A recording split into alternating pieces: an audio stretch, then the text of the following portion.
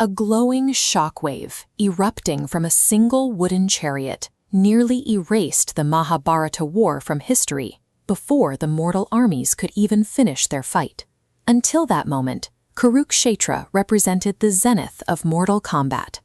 The legendary warriors Arjuna and Karna were locked in a devastating duel, trading weapons that shook the very foundation of the earth.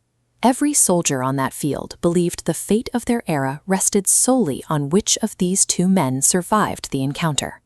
The warring armies operated under the illusion that they were the primary forces in the conflict, unaware of the cosmic threat hovering directly above their heads. The anomaly began at the top of Arjuna's chariot, specifically with the flag fluttering above the driver. Sitting atop that flag, invisible to the warriors below, was Hanuman, a titan of a previous, far older mythological era. He was present as a peaceful observer, bound by the rules of the current war.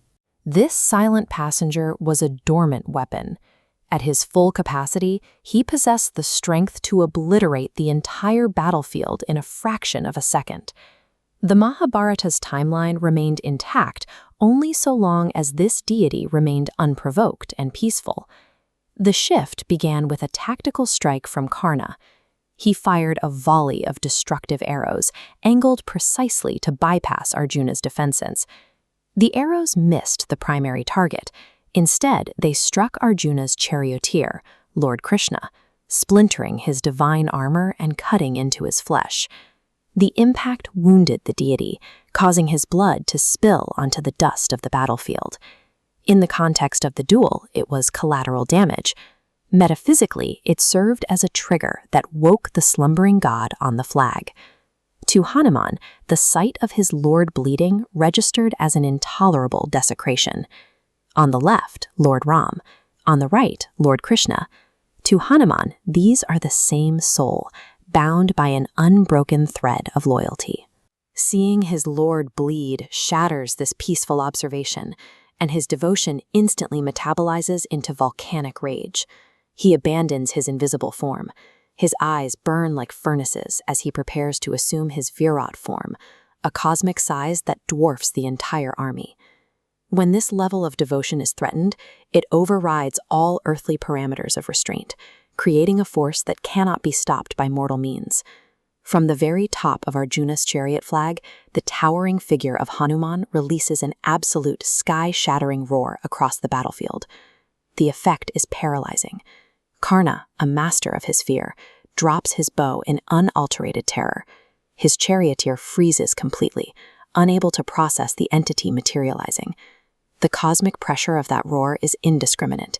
It forces Arjuna and the Pandavas to tremble, breaking their focus and ending the combat.